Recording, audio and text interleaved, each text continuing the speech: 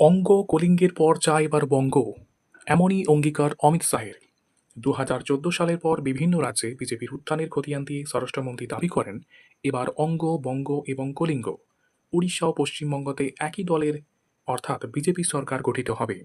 তার আত্মবিশ্বাসী ঘোষণা, আমি স্পষ্ট দেখতে পাচ্ছি বিজেপি বাংলায় বিপুল সংখ্যাগরিষ্ঠতা নিয়ে ক্ষমতায় আসতে চলেছে। 2026 হবে তৃণমূলকে বিদায় জানানোর বছর। বাংলায় বিজেপির ধীরে ধীরে বেড়ে ওঠার তথ্য দেন অমিত শাহ। 2014 সালে 17% ভোট ছিল লোকসভা নির্বাচনে, আসন পেয়েছিল দুটি। 2019 সালে বিজেপি 41% ভোট পায় এবং আসন পায় 18টি। 24 সালে বিজেপি 39% ভোট পায়, আসন পায় 12টি। শাহর কথায়, এখানে বিজেপি 40% ভোট পাওয়ার একটা বেস তৈরি করে রেখেছে। তিনি বলেন, গোটা দেশের সুরক্ষা বাংলা নির্বাচনের সঙ্গে যুক্ত। বাংলার মানুষকেই বাঁচতে হবে, তারা ভয়কে বাঁচবে নাকি ভরসাকে? গত 15 বছর ধরে ভয়, সন্ত্রাস, দুর্নীতি, বিভেদের রাজনীতি চলছে।